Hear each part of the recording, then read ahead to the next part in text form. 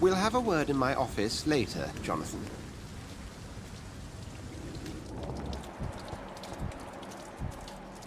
Come on, you bastard!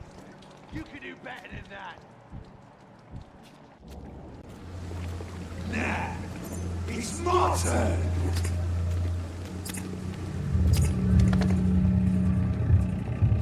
Rotten or pristine, each heart contains the seeds of life. Drink at this river, dry it all.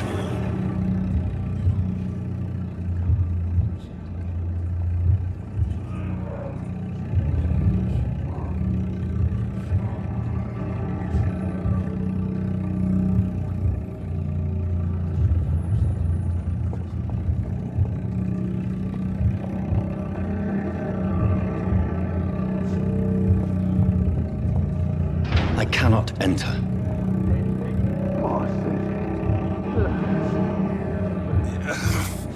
Oh, come on, you bastard!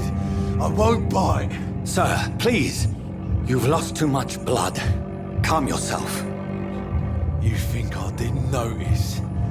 Stop your staring and get me to an hospital, you arse!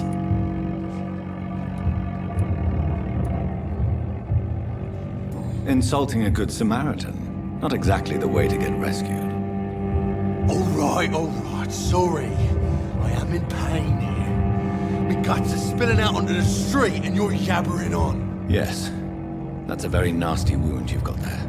Take my word, I am a doctor. Dr. Jonathan Reed. Name's Clay Cox. I'd appreciate you helping me to a better place, Doc. Follow me, Mr. Cox. Let me assist you to that better place.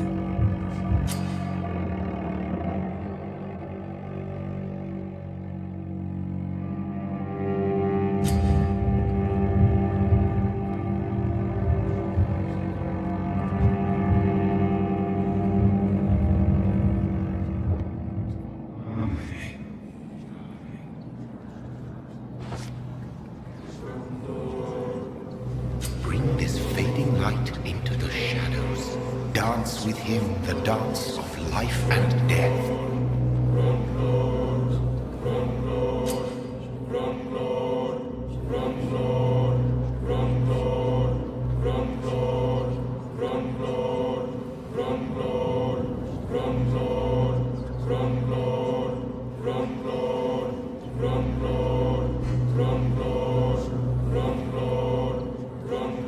No more. Not tonight. Not like this. I will not take another life.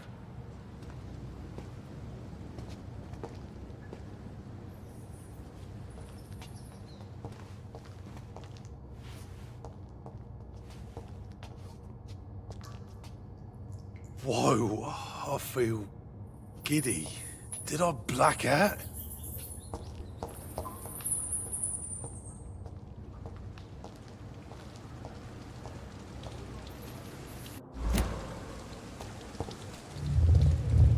It is wise for the huntsman to sometimes let his prey go, but no famished hunter can run for long.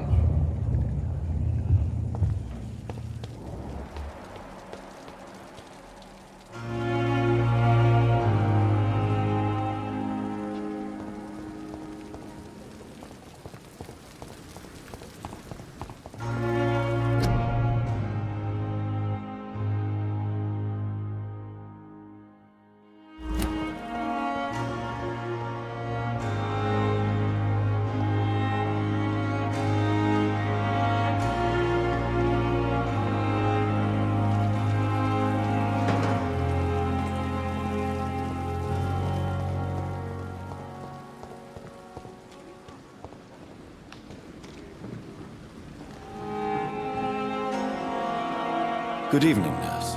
I'm Dr. Jonathan Reed, the new surgeon here at the Pembroke. Dr. Swansea has already told us about you, sir. I'm Nurse Gwyneth Brannigan. Welcome to the Pembroke Hospital. Did he really? It's a good thing I wasn't hoping to keep a low profile. All members of staff have already read about your new blood transfusion technique. Dr. Swansea made sure of that. I see. Well, I'm a little surprised.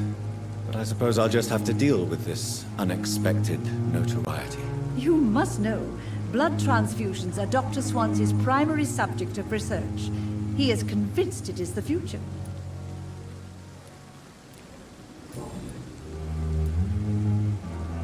How are things here? Not good, to say the least. We're struggling against an invisible enemy, more lethal than any bullet from a gun. It's hard, Doctor. An invisible enemy? Quite a poetic term for a disease, especially from a nurse. Sorry, Doctor. These last few weeks have been exhausting. We could all do with a good night's sleep. Do you think this hospital can survive the epidemic? We are all volunteers here, and we're trying to hold fast, but how do we beat an invisible killer? Some nurses have already resigned. I'm not familiar with all the staff yet. Perhaps you could help me. Brilliant professionals, most of them. Dr. Swansea has a gift for recruiting talent. Most of them. Is there a problem I should know about, nurse? It would be inappropriate for me to speak ill of a colleague. Is there anyone that stands out? Well, I have never met someone as dedicated as Dr. Tippett's. He should be a standard for us all here. If only he were younger. Why should his age be a problem? I guess it's fair to say he's always pushing himself to the limits. He just doesn't know when to stop and get some rest. Nurse Brannigan, if you do know something, please tell me. Anything you say will be held in confidence. No. I may disagree with some conduct, but in the end, everybody is doing their best.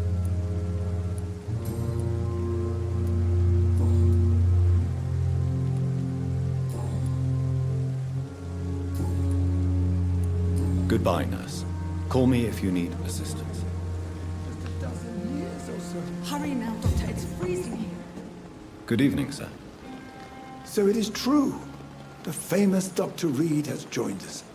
I can't think of any better news during these terrible times. Do we know each other? Actually, yes. We met once before, at the Rockefeller University in New York. Dr. Tippett's, yes, I remember. I was assisting Professor Carell in his research about coronary bypasses. He had nothing but praise for you. He was also very confident about your future. And look at you now. Eminent surgeon and blood transfusion specialist.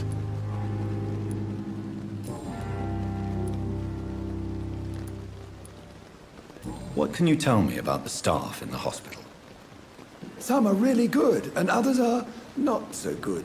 But during this troubled period, there is no time for slander. I prefer to focus on the positive character traits.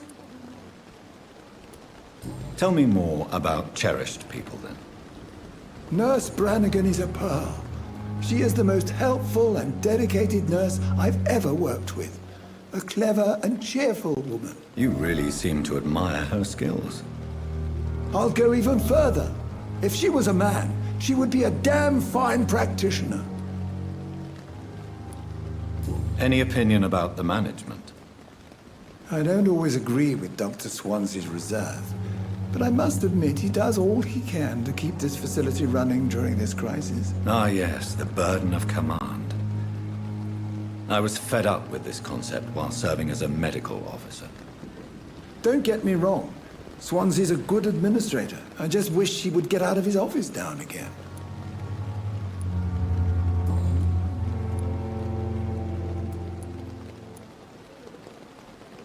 What is the Pembroke Hospital situation?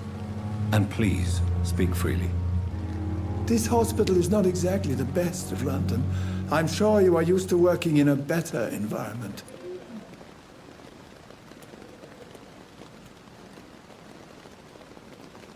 It's not exactly the best situation in London either. I can't have expected this hospital to be prepared for what was to come. Don't be misled by appearances, Dr. Reed. This hospital does not lack talented people. It just lacks hope. You're exhausting yourself, Corcoran. Maybe you should think about preserving your strength. No, we must keep on healing all those poor souls. We are the last rampart before chaos. Once more unto the breach. Nurse Brannigan is worried about you, Doctor. She should not have told you that. I will have a word with her. You don't have to blame her for her honesty. I'm not that kind of man, my dear Jonathan. Actually, Nurse Brannigan's opinion is the only one I may listen to. You're exhausting yourself, Corcoran. Maybe you should think about preserving your strength. No, we must keep on healing all those poor souls. We are the last rampart before chaos. Once more unto the breach. Nurse Brannigan is worried about you, Doctor. She should not have told you that. I will have a word with her. You don't have to blame her for her honesty. I'm not that kind of man, my dear Jonathan. Actually, Nurse Brannigan's opinion is the only one I may listen to.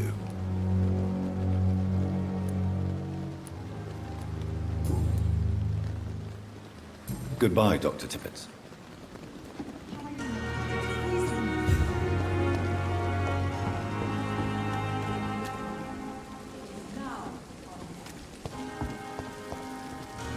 Doctor, where have you been? I've little time to play hide and seek with new staff members, no matter how illustrious they may be.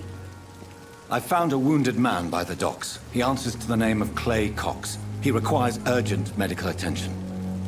Already making the rounds? That's the Pembroke spirit. I'll ask our porter, Milton, to bring him back immediately. Thank you, nurse. What can I do for you? Dr. Swansea insisted we provide you a quiet office. You'll find it on the second floor with your name on the door. Thank you. Nurse Crane, isn't it? Yes, Dorothy Crane. Welcome to Pembroke Hospital, Dr. Reed. Your office has been prepared. I would like to ask a few questions first. And Mr. Hampton, the patient we brought in, how does he fare? I gave him a sedative to help him sleep. Poor thing was in quite a state of shock.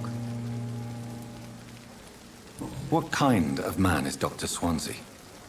Well, you accepted the job from him. I thought you would have known about your employer.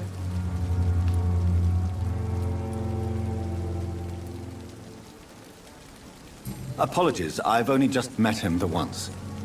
This is sudden. I've only just returned to England. Dr. Swansea is a brilliant surgeon and the most compassionate physician. It's right to assume Dr. Swansea knows far more about me than I do about him. You'll get to know him soon enough, and better than me.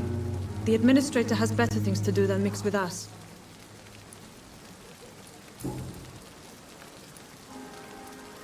If you could point me in the direction of my room again, nurse.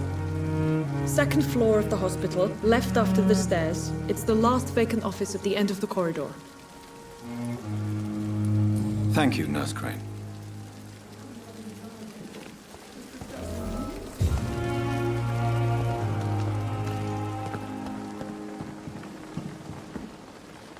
Good evening, Dr. Tippett. Dr. Reed, any good news to share? Goodbye, Dr. Tippett. Good evening, Nurse Brannigan. Good evening, Doctor.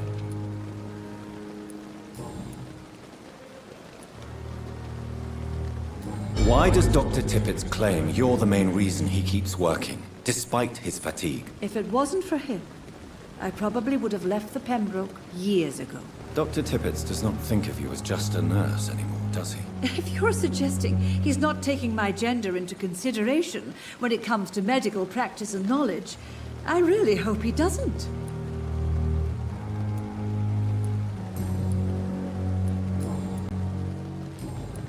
Goodbye, nurse.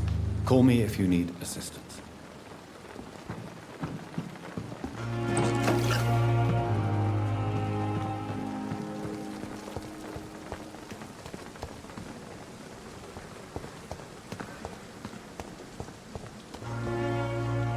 Good evening, sir. I'm Dr. Jonathan Reed. I'm new here. I've already heard about you, Dr. Reed. I'm Milton Hooks, the ambulance driver for this shithole of a hospital. That's quite a blunt introduction, Mr. Hooks. You can call me Milton. I like to speak my mind, Dr. Reed. Perk of the job. Don't judge me, and I won't judge you. I'm not sure I understand what you're talking about. Well, I'm no doctor, but I'm pretty sure a gun can't be used as a surgical instrument. You have a keen eye. I learned to shoot during the war, and have carried one ever since. Old habits die hard. No need to explain, Dr. Reed.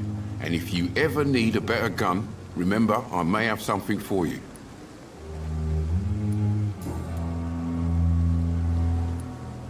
How is the situation around here? You want to hear the situation is all right? It's fucking awful. We lack everything, and it's getting worse every day.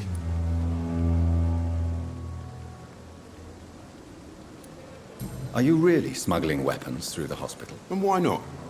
I've already been attacked by patients, you know. And by gang members willing to steal my money. But you're not defending yourself.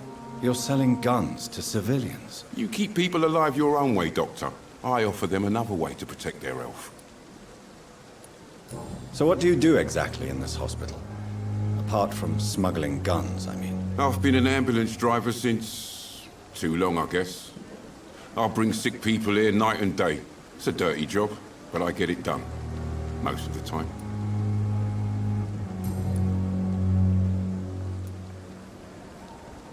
So what do you do exactly in this hospital?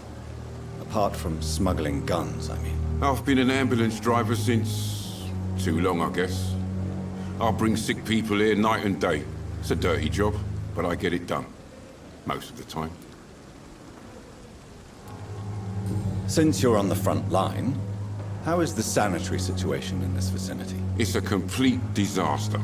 It's even getting dangerous to enter some streets or buildings. Even the locals attack you. It sounds like things have been a bit rough recently. What's happened? Yesterday I got attacked by the patient I was bringing in. I escaped from the hospital's garden, but I lost my wallet when I was running. You left an infected patient outside the hospital? That's incredibly dangerous. Go there yourself if you want, but be careful, Doctor. I'd rather not bring your dead body back.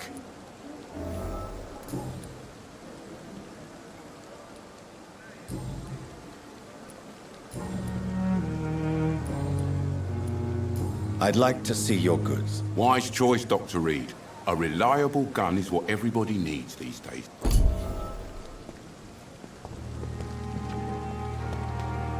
Must prove what we are capable. It is now or never.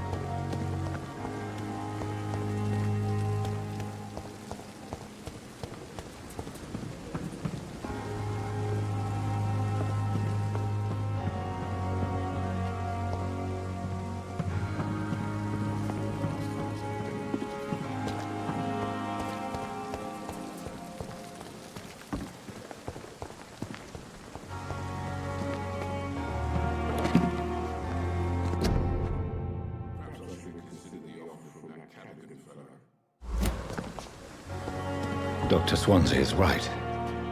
This place seems perfect to conduct my research.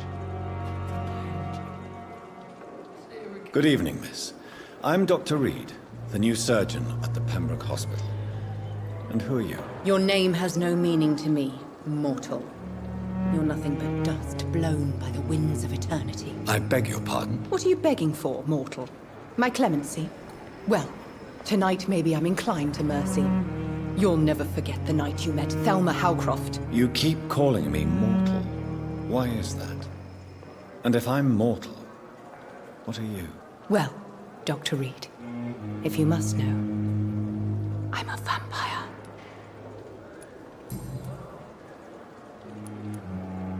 I'm assuming you must be a patient here. Am I right, Miss Howcroft? It's only a cover. To hide from my enemies. I can leave whenever I want. As a woman, a spirit, fog, or bat. Who are these enemies you mentioned? Can you describe them? I cannot say for sure. But I sense their eyes on me from nearby. I feel them watching me every time I visit the garden near the morgue. The staff here are not your enemy. They're here to help you, to care for you. I'm not speaking of the doctors in white.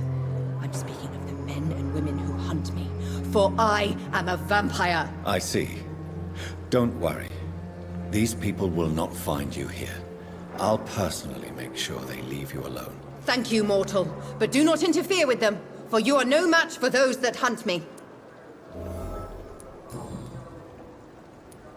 And why do you believe you're a vampire? I don't need to believe anything. It is what I am. It is what I feel within this hollow shell of flesh. Please, describe to me how you feel. What is it like to be a vampire? I can hear my body crumble from the inside as my flesh cracks and fades. I sense the last pulse of postulant blood within my drying veins. I need new blood.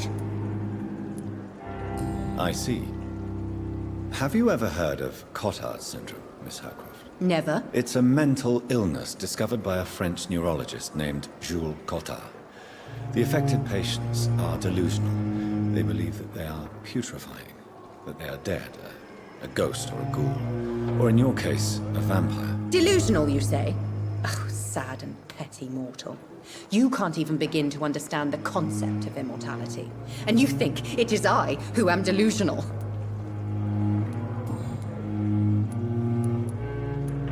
And why do you believe you're a vampire? I don't need to believe anything. It is what I am.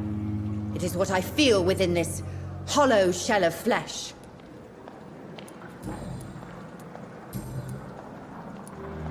I'll leave you, Mistress of the Dark, to your nocturnal activities.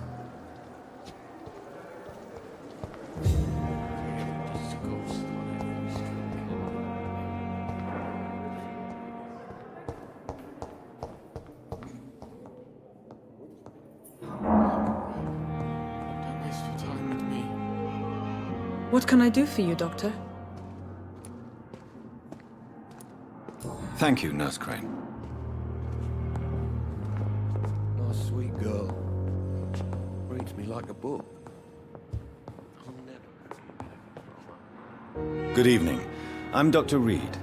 Can I help at all? No, Really? Why are you here, then? I don't want to talk. My throat hurts too much. I suppose that this pain is the reason you're here. Is someone taking care of you? Yes. And no. Could you at least tell me your name, sir? Mortimer. Mortimer Goswick. How painful is your throat, Mr. Goswick? So painful I'd rather not talk at all, Doctor. I'm sure you realize a doctor and his patient have to communicate, sir. Would it help if I gave you some paper and a pen? Not really. I see. Then maybe it's not just your throat that hurts, Mr. Goswick. Perhaps your sore throat is just the consequence of something more hurtful. Yes, maybe. But I don't want to talk or even write about it now.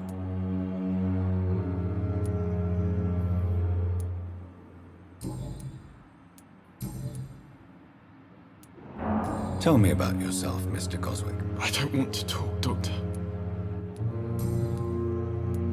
I have to go now, sir. But don't hesitate to contact me if you need any help. Good evening, sir. Doctor. Good evening, madam. Can I help you? It's my son who needs you, sir. I'm Dr. Jonathan Reed. How can I help your son? I'm Beatrice Goswick, mother of Mortimer Goswick. Could you check on him, please, Dr. Reed? I've heard much of your talents as a physician. What can you tell me about yourself, Mrs. Goswick? Not much to say. Just take care of my Mortimer and I'll cover all the expenses. That's all that matters. May I ask if you have an occupation, Mrs. Goswick? I'm a teacher by profession. I teach young women who are more ambitious about their futures than their families. Are you really that rich?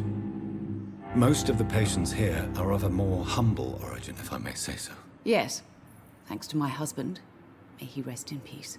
I can cover any needed medical expenses. What do you think of your reception here? Any complaints? I have had the uttermost reservations about this hospital since we arrived. But we had no other choice, considering the state of emergency. Is there something in particular that's bothering you? Some of the staff were not especially welcoming. I suspect they're not accustomed to dealing with patients of such social standing. Tell me more about your arrival at the Pembroke Hospital. What gave you such a bad first impression? The ambulance driver was quite rude, for a start. And that nurse, Miss Hawkins, seems to have quite a dubious attitude. What do you mean? She managed to secure a bed for my son despite the epidemic. It was a relief, but it wasn't cheap.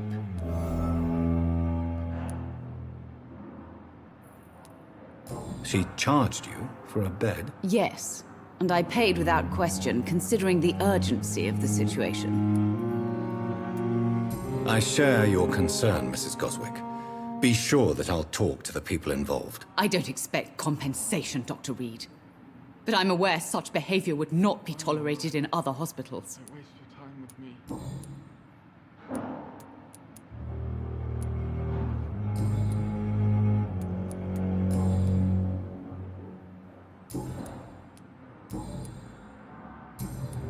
Goodbye, Mrs. Goswick. Good evening, sir. Doctor. Good evening, sir. I'm Dr. Reed. May I help you? I don't know if a third opinion is needed. Your colleagues are already arguing about my condition. I see. Would you mind telling me more about your situation? I'm Harvey Fiddick. All I want is to get me bloody arm fixed properly.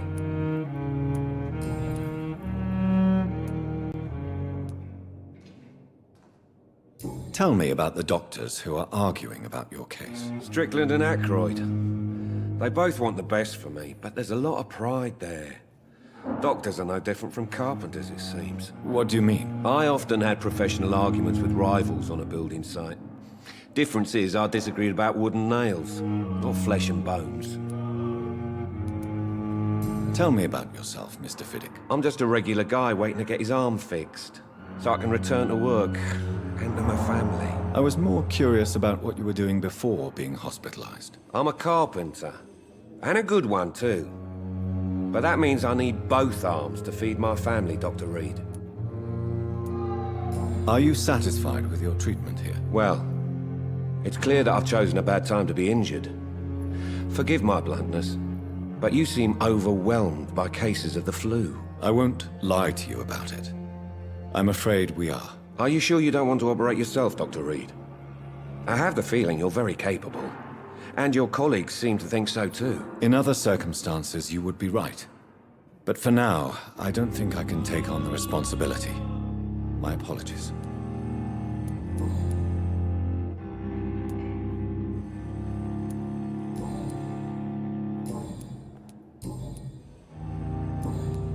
Goodbye for now, Mr. Fiddick. I'll see you later. You always knew the words to calm the children, Helen. As for me, what a blundering idiot.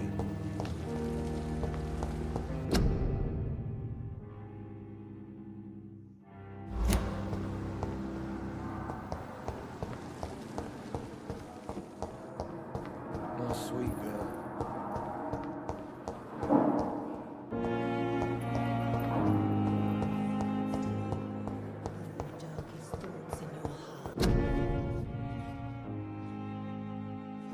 My blood and soul.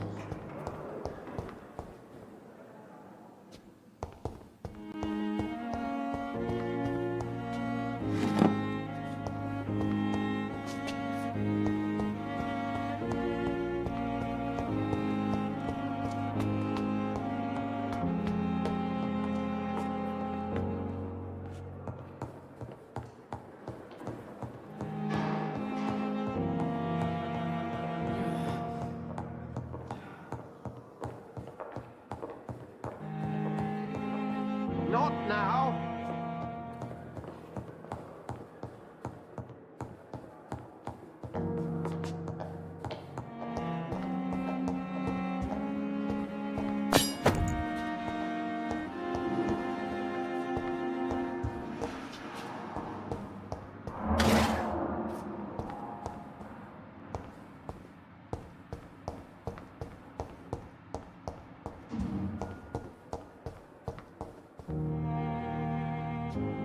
It's locked.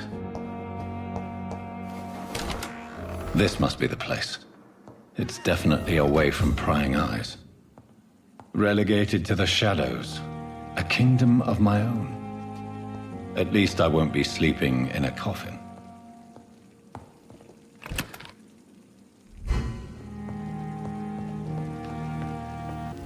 William Bishop's blood is much more unstable than human. The sun is about to rise. I can feel it. I'll continue tomorrow night. I have so much time now. The flower's dying. It needs water.